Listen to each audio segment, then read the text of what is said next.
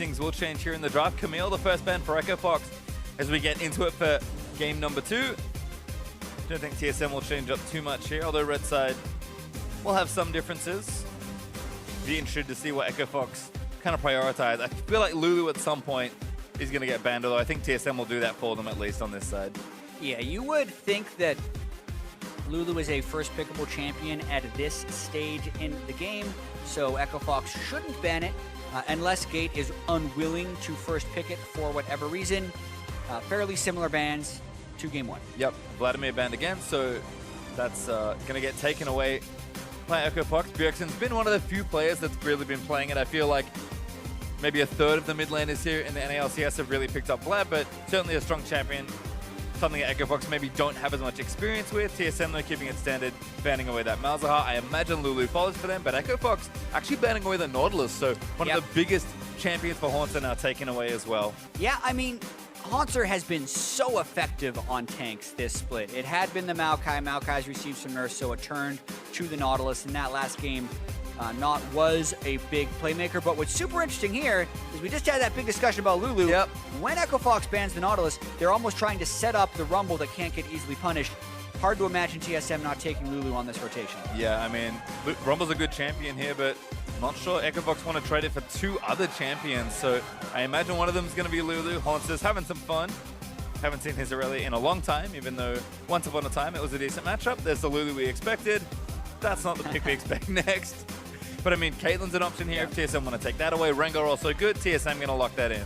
Yeah, I mean, the only thing that TSM would be disrupted by if they pulled together the same type of team composition is the fact that they don't have the Nautilus. They can still do all the other stuff that works so well, and even after losses many times this split, TSM hasn't varied their team composition for a series. So they're absolutely ready to re-rack and play it again. I mean, we'll see what they do here, because Lee Sin Ezreal means it's identical looking for Echo Fox so far.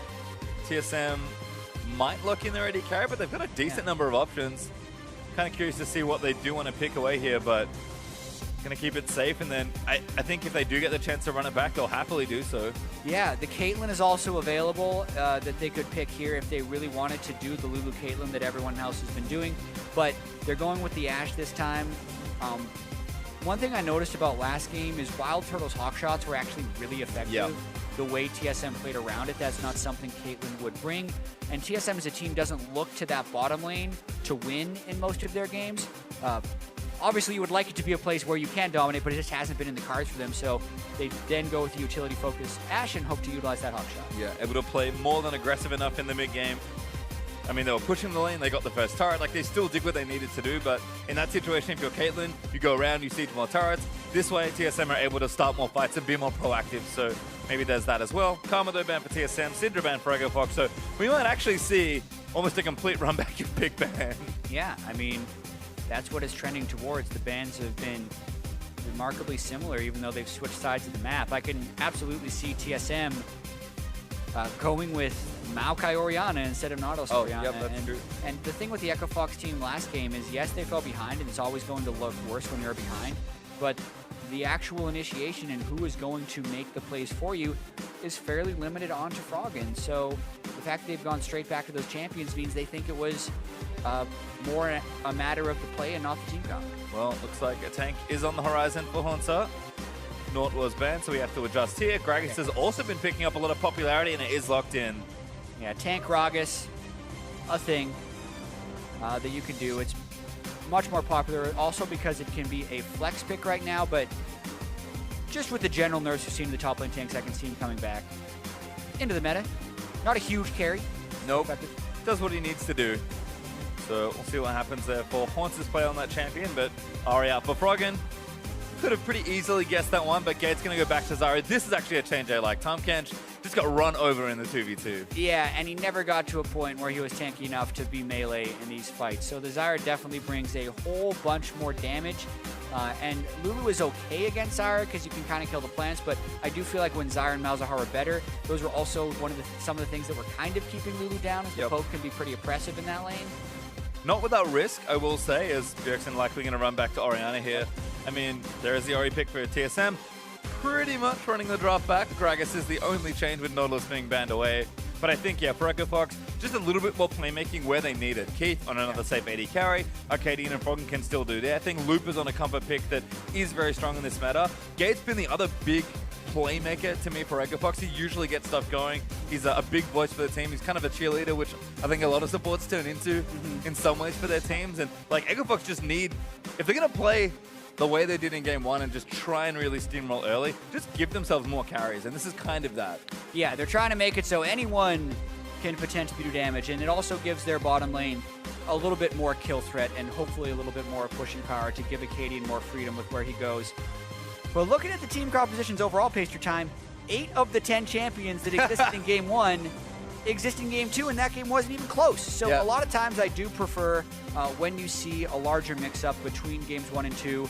But even TSM, when they're losing Game 1, are just as likely to keep with the same thing. So I can see why teams want more practice on a pick or have scrimmed well with a set of champions that they're willing to pull back to them. And I think that's what Echo Fox is doing. Well, we'll see what happens if they can get themselves a better start. That's always the way Echo Fox want to start their games. I think I have to look to Arcadian here. Got continually tracked by Wild Turtle and his hawk shots. TSM had very smart wards to make sure they tracked the jungler, and he just never got off the ground. Even when he invaded and found Svenskeren, couldn't get that kill either. So like, yeah, Arcadian was just put down the whole game, and then the one opportunity he got turned around twice. Bifrost room for the second one, didn't convert the kill on the first one. Arcadian needs things to break his way a little bit more this game. Yeah, and everything was breaking for Arcadian at the start of the split, where he was getting first blood in pretty much every game he entered. And it's pretty much impossible to maintain that level of success, but I actually feel like some of that has negatively impacted Acadian, at least at this point in this split, because since he was so successful going for so many of those early ganks, it's almost over-prioritizing his mentality to go for these plays early on in the game when they may not actually be there. This is interesting there. Froggen and Bjergsen actually meeting very early on. That's because TSM are busy invading for some deep vision once more. Again, that deep Raptor ward's going to be put into that brush and give them the early info. And TSM also warded up their Raptor side here. Looks like Haunter's scouting out for Looper as well. Doesn't have his trinket, but he's going to face check once again. Should feel pretty happy about this though. Gets the barrel down, although Acadian actually might be able to turn this around. Q is going to land Haunter, man. He probably has to burn the flash. Thunderlord's going to proc. He's just going to get burnt down. No flash will follow, but Haunter once again will start without flash.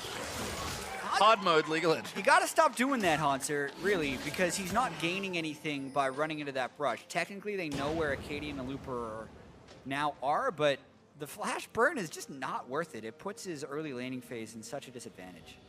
And again, Echo Fox still got the ward that they wanted, so they just hung out in the tri-bush. Maybe they don't get that. Instead, Echo Fox get a flash and get the vision down that they need, so definitely a curious start there for Haunter, but he'll return back to lane. Shouldn't miss too much here. And Sven's going to start his Raptors without help, although Bjergsen is going to do a little bit. I think he actually... No, he didn't get one. It was close, though. But again, not a great pull. One thing that you normally do with top lane Gragas, if you want, is to leave a barrel on that camp at the very start and then still make it up to top lane so you can leave a barrel on the rift for so long before exploding it and give a really powerful pull to Svenskeren. But because they couldn't give that much of a pull, he's doing a much more standard low health clear, which is what usually happens to Rengar, especially on this patch since his base armor was nerfed. Svenskeren, not very healthy run to the jungle here. See if things change in the bottom lane 2v2. Looks like Bifrost and Wild Turtle already off to the early push advantage. Lulu Ash is pretty good at that, so that all makes sense. But curious to see if Gate can kind of turn things around a bit more in the lane. Is that a new Zyra skin? Yes, that's Dragon Stalker Zyra. Yeah. I don't pay much attention to skins, but it looks pretty cool, The actually. new purple one. The new purple Zyra skin. That's what I... That's the official name. Yeah. Dragon Sorcerer Zyra. That's it. Go. Shout out to production. As Svenskeren going to hang out with the Scuttle Crab. Nope, walks past it, wants to find Arcadian. Tricks me, hops back onto it. But yeah, not a smart idea to face check the Lee Sin with not too much health as Rengar. But making sure they secure vision over here. Look at these cool new spell effects. Okay, we can stop. I'm done. Yeah. Either way, they're still getting shoved in that bottom lane. Nothing much doing early on in the game, right? Svenskeren doing the full clear was unable to pull off anything quick. Acadian also not going for the early ganks at all. Complete change from what he's in the last game. We'll see if he does something on the second rotation. Nice bop there from Haunter. Does manage to get Looper with I think the max range of the body slam there. Also curious to note that he has gone Grasp of the Undying, so maybe looking to fight a little bit more. We've seen quite a lot of Grasp. Oh, sorry, Code of the Colossus on Gragas instead, but Haunter opting for a bit more combat effectiveness. And Bjergsen and Froggen continuing to trade. Bjergsen kind of ran away with this lane eventually, but we'll see if Froggen can maybe call for some help and get a bit more damage done. Yeah, the Grasp is definitely better in the laning phase for Haunter, which isn't a great one, to be fair. Rumble does a lot of work against melee matchups, and Gragas not as naturally strong in lane early on as the Nautilus against Rumble, so even forcing him back. Svenskeren is here to stop though. Yeah, Sven is here and now. They immediately pull out of the dive. Double belly slam though. Slow down onto Arcadian. Sven, he's going to flash forward, but Haunter still had to clear the last minion out. I think they thought they were going to land a turret shot, but Echo Fox get out. Yeah, that was the big thing. If the timing was any different in that situation, the dive was just about to begin for Echo Fox, and if turret Egger would have been grabbed, that would have been a kill over to TSM, but instead, it is just the junglers trading flashes. Ooh, Turtle though getting rooted up. Damage now going to come out from the Zyra plants. Firefrost pretty quickly kills them with the Glitter Lance, but you can see already this lane matchup just looking a little sturdier for the Echo Fox 2v2. Jungle pressure going to continue though. Arcadian still trying to find the Rengo. He's going to spot him, but Sven finds him first. Arcadian doesn't have a flash, and now Sven's going to keep chasing. Bjergsen first to the area, but Arcadian away with the speed train. Sven instead just gets that control ward, and he's going to take that ward down as well. Yeah, good vision control in the river, but outside of that, not much doing. It will also potentially give Svenskeren a bit of an XP advantage because Arcadian has to recall to base yet again before he can get a solid buy.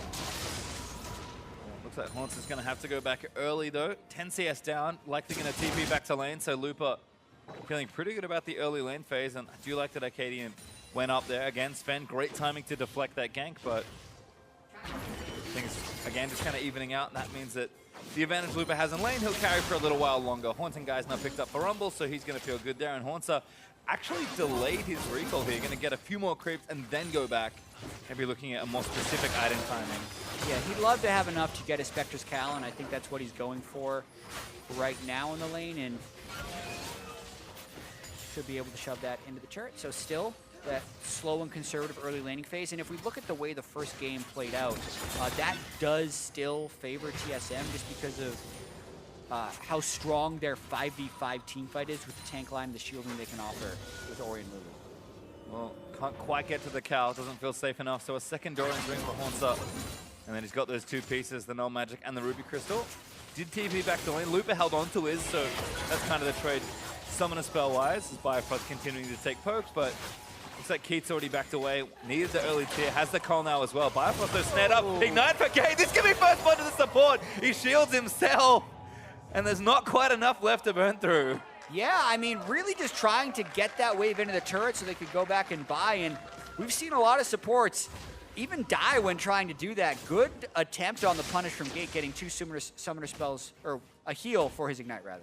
Good stuff there. Bifrost had 25 actual health left by the end of that exchange. Of course, the shield helping out quite a lot there. But no first blood given over just yet. And these are the kinds of things that Gate can do on that pick, so it's kind of why I like the shift, although Svenskeren now going to return the favor after Arcadian's attempt in top lane. Not level 6 for the Rengar, but Haunter does have his ultimate. Yeah, so the potential to put Looper in a bad situation, but not nearly as fed as they would want to be. I think Svenskeren mainly up there for counter gank. You can see the control ward in the tri-bush there, kind of spotting any obvious paths. As Froggen is going to go ahead and take his blue buff. He got the last one stolen in game 1, so things looking quite a bit better. Bjergsen doesn't have his just yet, but not too worried about it. Should have plenty of mana with that lost chapter, and Blue's going to be coming up soon enough for Spencer move over there and donate. So again, kind of just a tame start to this game here. Bottom lane again, dueling. Level 6 maybe has an impact here in an all-in, but I'm not sure Turtle really wants to get that aggressive with that. I mean, Bifrost does have Ignite, so yeah, there are possibilities. There are, but also knowing that they're down teleports on the top side, they have to be pretty careful with what they engage on. And not to mention Keith and Gate are pushed in for a lot of this lane. So Sven going to try it onto Froggen again. Haunter actually pretty far forward, but Lupa was, hiding in a brush.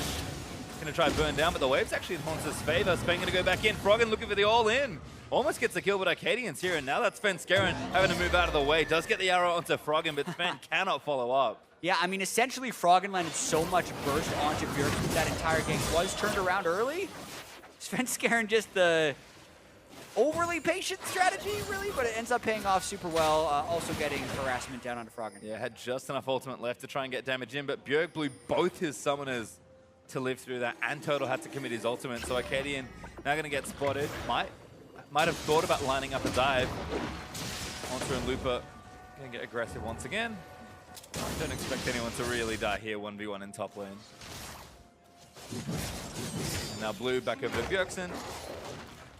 Probably going to go back, finish up that first item, and feel a bit better about the lane after Froggen's initial kill attempt. Arcadian's kind of hanging around, does have his ultimate, but I think it's for information more than anything else. So you can see, yeah, Bjergsen just got charmed there. Yeah, I mean, he cleanses as well as having to flash away because Froggen may have followed into a Lee Sin follow, who then would have been in range for a flash kick, which is why he decided to jump back. But oh, Boss going over. Now Arcadian's on the wrong side. TP in from Echo Fox. Haunter doesn't have his, but Arcadian already getting burnt down. Ezreal ulti, not quite there, and now Total's just going to run back in. Arcadian looking for the kick, tries to outplay Biofrost, doesn't quite have enough, and first blood goes to Svenskeren. Such a close move. It looked like Haunter interrupted Looper's teleport with an explosive cast as well, but that was Arcadian just trying to desperately make it out of a really rough situation. The Blast Cone play that put him inside the Grump jungle really put him out of position, and they were potentially prepping a dive, but once again, Svenskeren was there to shut it down. And that's first blood over to Rengar one more time for TSM, and there's the Warrior enchantment now completed. Svenskeren, already you can see, I mean, the farm, it will lie to you. There are varying amounts of total creeps you get in the jungle camps, but certainly there's an advantage for Sven. Yeah, it's roughly 800 gold right now, and you get 400 from the first blood, so still out farming. Watching this again. Nice explosive cast right there since he was not standing on top of the board, but the Q flash R followed through Q by Arcadian, very nearly getting the kill on a Biofrost. Noble effort, just not quite enough damage by him. Good flash from Biofrost to get out of range of Tempest. Now Bjergsen just going to chill out. Does have a null magic mantle, so might be itemizing a little more defensively early on. Merc Tread's certainly a good buy versus Ahri, but we'll see if he does go all the way to something like a Negatron Cloak and then eventually an Abyssal. But I mean, pressure is here, but Bjergsen able to pretty easily dodge out these ganks. Kate and Biofrost though going to have another exchange, but Biofrost ready this time. Good early scan just to make sure Kate wasn't trying to kill him again.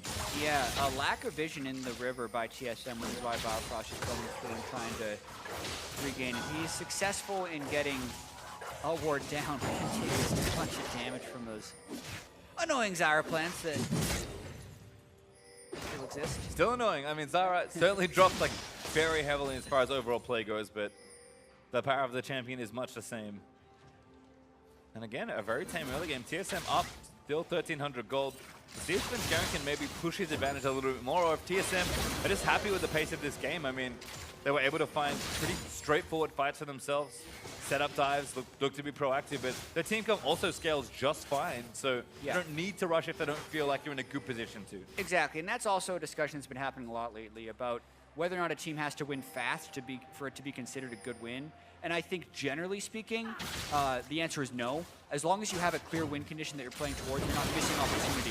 But this is a tough spot. Terrible equalizer. Cleanse again, but Looper flashing forward. Shockwave's going to move him back, but Froggen still gets the kill. Svenskeren trying to answer back. Looks for Froggen, who flashes out of the way. Looper, though, tied up by the bowler, but burns Svenskeren back down. Looper might even look to chase here as Haunter's also roamed down. That's going to be a flash force. The Harpoon is going to miss, but Haunter, we're going to try and make the outplay. Looper back towards the turret. Great little boom there as Arcadian comes back in. Kicks Haunter back to the team, but Biofrost with a wild growth. Going to maybe seal Froggen's fate here. Arcadian does get the snipe on the other side, I believe, as Svenskeren did finally fall. But now Arcadian chasing into TSM's jungle. Yeah, Froggen snuck an Orb of Deception in at the back of that fight to get the kill on his Svenskeren, but Arcadian wants out. Well, see if he can find it. Slow not going to hit there from Glitterlance, but Haunter gets his cast down. And Arcadian hasn't too many places to go. He's going to run towards Keith, but I'm not sure Keith has enough. He'll actually might be able to save him, but now Keith could be in trouble. Is they going to look to take him down? Oh, no. Ezreal's been ignited. There's the flash burner. Haunter just will not be stopped. He belly bumps Keith and now looks for Arcadian. Gets the double kill with the cast. Oh no, Keith was just trying to help. Arcadian brought him into it. This fight started about a minute ago, which is what we're watching right now, and the equalizer completely misses. But aside from the equalizer, Looper played the rest of that fight well, especially right here where he overheats as Svenskeren jumps in and gets through, making it so Svenskeren can't follow up. But then it just keeps going. Keith is trying to get damage on the top side as Ash is trying to get damage on the bottom side. Sidesteps the body slam, but takes an equal amount of damage from the turret. Then pops in. Biofrost is early on the roam, allows Hunter to get a bunch of damage. And as you notice, that Froggen sneak kill onto Svenskeren, who's getting a little greedy. I did wonder how he died. His face was just in there. Yeah, I mean, all the way to top lane from mid lane. It was an extended little passage, but TSM do manage to get themselves a double kill. Haunter all of a sudden has 3 to his name. Raptor's going to be contested there by Froggen, who I think picked up a few little ones, but TSM once again off to a pretty good gold league, approaching 4,000 at 14 minutes in. Yeah, just like that after a nice series of events. Another fight happening in the mid lane. I'm going to miss. TP in. Looper already locked down. Does get the equalizer down to cut off the escape path, but Arrow going to land in. Finds Looper. He's going to hit it. Now Haunter looking for the alley. Gets Looper back in. Wild Growth for the extra knockup, and Bjergsen collects his prize. Looper goes down. Oh man, successful Asher, but the overall play actually doesn't give too many rewards. They've left the top lane completely undefended, and it's allowing Keith to take it down. The question will be whether or not TSM can get that second turret in the bottom side off the fight wing. Well, it looks like 3 members down here already. Wild Turtle got the Q stacks maxed out. They're slapping away at the turret. Good little ult there from Gate's going to knock up 2. Plan still doing damage to Sven as that wave's gone now as well. Good defense there from Gate. Haunts are going to come up though and try and save this top turret. Should be able to do so. Keith isn't very strong right now. Three-man dive top, maybe. Maybe, but that means the turret is going to go down. Gate committed everything to try and save it, and now Haunter is actually on the Keith, who's tanking turret shots. Looper coming up, he needs to hit the turret. He's going to look to get it. Arcadian up here as Zod kicks him in towards the wall. Q's going to land in, and Haunter does get the belly bop down, but that's not enough. Style from Arcadian, and Keith grabs himself the shutdown. Yeah, turrets are still traded across the map, and TSM gets the Cloud Drake, but being able to shut down the Gragas can be quite beneficial for them, so can't really fault Echo Fox for that play, as they now get to also get control of this jungle of TSM's red buff. Yeah, Keith's component is now going to transform into some real items as well, sitting on about 1,400 gold as he goes back to recall. So Manamune now done. I imagine it'll be Trinity Force next, but we have seen some Iceborne gauntlets every now and then. Yeah, especially against super physical heavy teams, which this does not seem like one. But you've also seen it against Rengar just to try and prevent the famous Rengar one-shot that ends up happening sometimes. Not a bad game for Keith so far, but it is still another tall task for Echo Fox. Nice play from TSM to kind of continue assaulting that bottom tier 2 and making sure the trade happened. Haunter very nearly saved it. Keith's heroic turret shot tanking almost got himself killed, but nice collapse there from Echo Fox to turn it around. And Froggen with another good charm. Bjergsen just going to keep running forward. He knows his team's behind him. Froggen. Ari's definitely one of those champions where it can look very good or very bad, although this definitely looks bad for Turtle. Ari onto Looper is flashed away. Biofrost there to save his 80 carry, but now Svenskeren going to try and take him down. No flash, no ult on Looper, and a minion wave approaching. He'll probably dead. No arrow either, but there's the crit. It's going to be a kill for Svenskeren. Wild Turtle was bait all along. Yeah, and turret's going down on the other side. That's always what Wild Turtle is. It's just an extended bait. You know, he's been playing this game for 4 years. When you die out of position, it just makes you think you're going to get him the next time. It all led up to that moment where he pulled Looper out of the brush in the top lane. But just another one of those plays that is mostly a trade, and TSM slightly extend their lead. Oh, looks for Arcadian. Good knock up there from Gragas. It looks like Blue Buff's going to go over. Haunter not going to be able to take it. Arcadian smites it away. TSM still on the push here. Looks like both teams are actually just trying to knock down turrets here. Echo Fox have decided, you know what? Don't really like fighting TSM head on right now. We're just going to try and take gold away and at least get some trades for ourselves. Yeah, and it's better than last game, but it's still not putting them in a position to win. They're still not, when they are making a play, it's almost always a trade, and it is slightly favoring on the side of TSM, who is still stacking up towards that super tank, strong team fight with the carry who can get shielded from 2 sources. Yep, should be happy with the 3,000 gold lead. Got the first Drake as well. Next one will be spawning in a couple minutes. See if the teams want to fight a little more over the Inferno, because that first Cloud Drake just kind of felt like an afterthought for TSM. With all the advantage they had built up, Keith's going to snag some honey fruit and roam back down towards his bottom lane here. Try and make sure he picks up some farm for himself. And again, Fox are happy to just farm it out for a little while longer and get whatever gold they can. It is curious to see that plays aren't really being set up. That arrow is sick, though. Well, that's a setup. He has ultimate, but no turret, and there are people on the way. That turret's helping out, but this lane is long, and Looper only got his ultimate. Svenskeren gonna lock him down again. Fights him on the equalizer, and Biofrost grabs his first kill. Yeah, probably didn't want to pick that one up, but ends up doing it by accident. Lulu still has good gold scaling, so it's not the end of the world when he picks up the kill. And this has just been kind of the story of the series for Looper, where he is not near the same page of the rest of his team. He is pushing up waves where he has no safety, and he is getting heavily punished for it. Turtle even shoving that wave in, but doesn't want to overcommit to trying to take the turret. Jefferson still getting mid lane pushed in. Oh, Haunter kills Keith. What happened there? What? A Glacial Shroud. Oh, good shockwave as well. That should be a kill. Biofrost flashes for the secure. Yep. There we go. That's just 2 kills, seemingly out of nowhere for TSM, and that's really going to break this game a little bit open. Baron not quite up yet. I want to see that Gragas kill again, even though Bjergsen's kill was also pretty solid onto Frog and catching him with the shockwave. This is a really big power play for TSM. Yeah, and breaking the mid turret here means a lot for TSM's just position in this game. We're kind of seeing that, you know, Sidos are being traded. Flash from Gate's going to move out from under the arrow. But that turret falls down. TSM find themselves up a healthy chunk of gold. And now they have the map to play with. We're going to watch what happened here. Full health Ezreal. Full a little health slow on the response. But still doesn't end up with the Q. But the fight just continues, and he's getting multiple grass procs. Keith laid on the flash on the barrel. Heals into a wall. And then as he tries to blast go, he gets the final hit. Narrow margins, but to kill a Ezreal 1v1 and burn both summoners as well, not something you see every day before he's got anything like a Glacial Shroud on the Gragas. Now he has the Iceborne Gauntlet, so it's going to be that'll be easier. Even easier for him to take down Keith. Keith does have a Trinity Force, though. Probably going to get eat up there and slowed by Biofrost. Turtle already with 2 items completed as I hear a Rengar ulti. Svenskeren looking to hunt down a few members of Echo Fox, finds Kate! Effortless kill there for the Rengar. Shields to keep him safe, and again, Svenskeren's just, he's been on like a hunting trip this whole series. Yeah, this has been a downward trajectory in this game. It's turning into looking very similar to Game 1 Pace Your Time. And this Echo Fox team is just not having the games they want to have, still trying to make something happen. Yeah, TSM though continuing to just play well defensively. Bjergsen, threatens with the Shockwave. And Echo Fox going to be forced back towards this tier 2 turret. Shockwave also here for a potential Siege Breaker, and now Haunted is onto Arcadian. They're going to try and combo him down. Svenskeren on a killing spree as he gets another frog, and already committed the ulti. He just does charm Turtle, but the turret falls down, and Echo Fox cannot follow up. Yeah, now ballooning to 7,500 gold plus the Infernal Drake.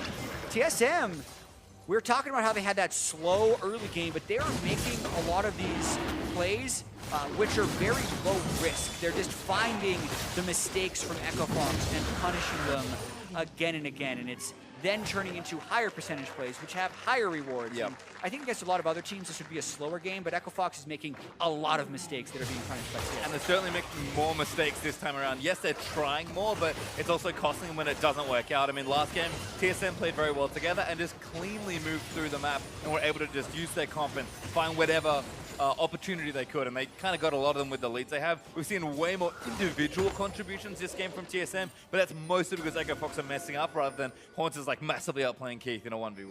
Yeah, and Haunter and Svenskeren are the main carries, and you know, Haunter did massively outplay Keith in the 1v1 if you're just averaging the play between the two of them, because Keith made a lot of mistakes in that 1v1.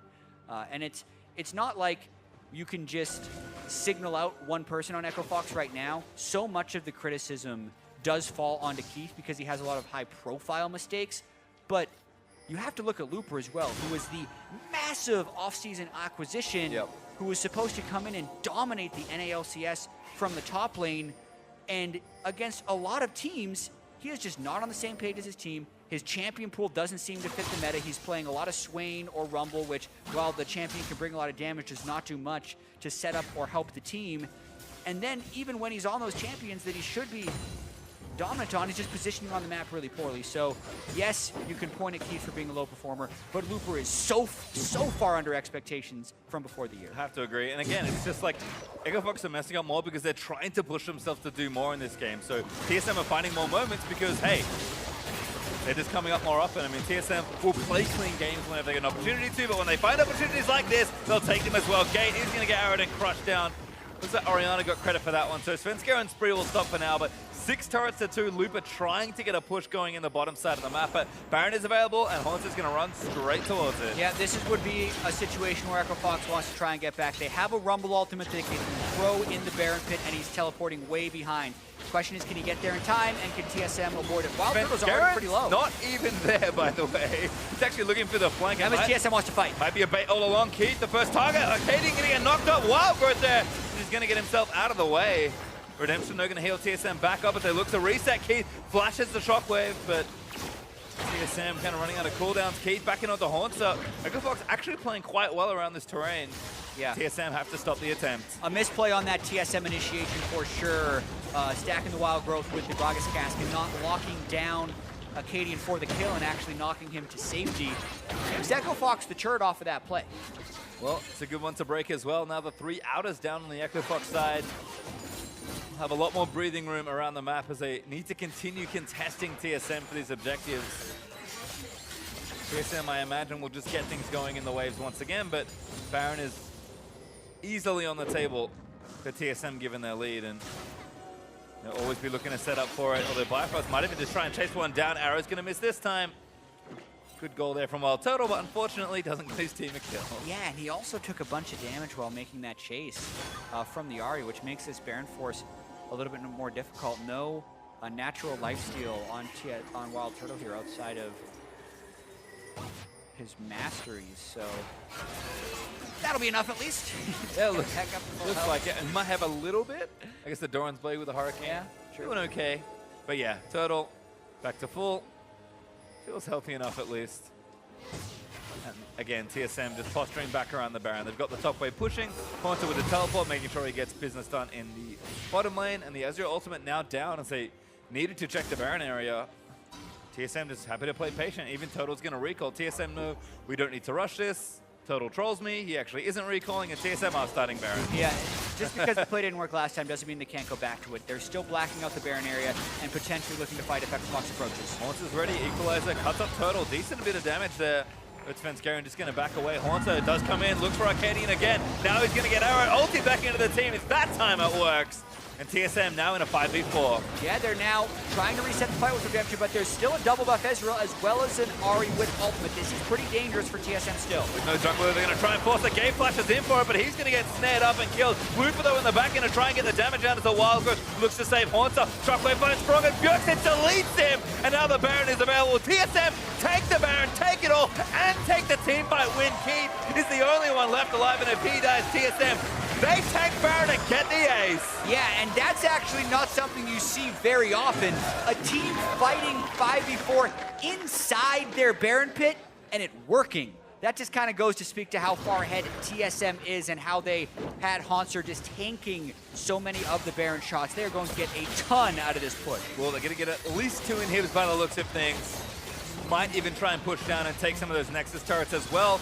Inhib tower in the mid falls down, and Inhibitor's going to fall. And now TSM translate left, and they're going to keep following down and get themselves a second. They'll back away after that. There is no need for them to overextend, but massive advantage now compounded through one very epic team fight. Yeah, and TSM plays the long game right here. They see the Rumble ult go down. They go for a bit of a disengage, and Haunter then gets the pick on the one person who could smite steal the Baron and make it a huge disaster. Reset with Redemption, and then go back on, but there's still a lot to worry about. Gate, this is what I was worried about if you're TSM right there. He could flash in, get the ultimate down on your team, but it actually only hits, I believe, Biofrost as far as who it knocks up, and Bjergsen flashed out to zone Froggen, so Froggen never made it inside the pit, and Bjergsen takes care of him on the side, which then is only leaving the one Rumble and the Ezreal who's poking with Qs, which is manageable. So a lot of things had to go right for that play to work out for TSM, but it definitely goes right as they get 5 kills and the Baron. Yeah, a tough one to do, but they do it and pass the test with flying colors. You can see Keith outputted a ton of damage in that last team fight, so Echo Fox were trying, but Froggen not really able to get too much done. Bjergsen zones him wonderfully in that exchange. And now there's just one more inhibitor left for TSM to try and take, and they have a minute 45 on this Baron buff to do it. And they already have the Svenskeren inside the base with his ultimate up. They have level 16 on the Orianna, so Bjergsen, we already saw one-shotting Froggen. Froggen still no magic resist on that build, so that is, again, a possibility. A very powerful push coming in from TSM. They're going to try to end it pre-30 minutes. So many options here. Haunter again leaps forward, looks for Keith, finds Kate, instead alley-oop! Haunter gets one, and now TSM gonna break the last few structures left. Keith almost hits the arrow, but now it's Arcadian as the rest of the team hops away, but they'll just take the inhibitors and look to take down the Nexus turrets. Redemption down, Arcadian getting chunked by Bjergsen, and Froggen is going to try and make the big play back in. Bjergsen does get kicked in by Arcadian, but Turtle does manage to take the Lycian down. Keith now going to move back in, but he just can't get a kill. Nexus is going to be exposed. TSM take the turrets. Turtle grabs himself a quadra kill. Sven steals the Penta, and TSM sweep the series.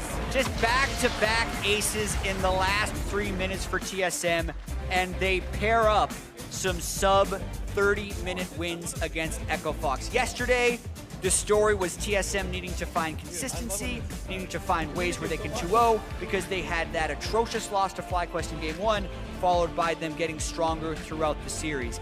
This day, it was a completely different story. TSM, from start to finish, looked dominant. They did, and didn't even need to really make too many plays for themselves. Found their moments, but played even slower in Game 2, and just still felt comfortable ramping into the mid-game. Like, this is the form we expect from this team. Sure, TSM, I'm sure, will still be thinking, you know, we can clean things up, things can get better. They put so much pressure on themselves to perform in the postseason, and they've only got 1 week left of the regular season to play. It is against an opponent they should be favored against, but it's good for them to look clean here.